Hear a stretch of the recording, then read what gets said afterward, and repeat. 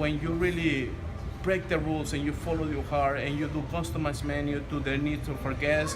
So what we're doing here in Grand Velas, we do everything personalized, and that's what we're gonna do in this cooking class. I'm gonna show our guests how to do a salad, but they're gonna put their own personal touch on their own personal needs to their taste.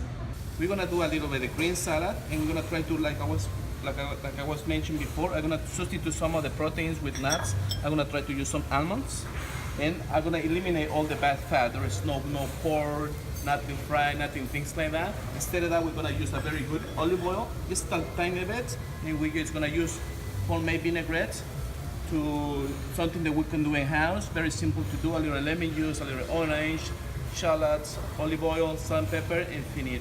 And when I do things like that, what I eliminate is like in between meals. So it's a very rich salad.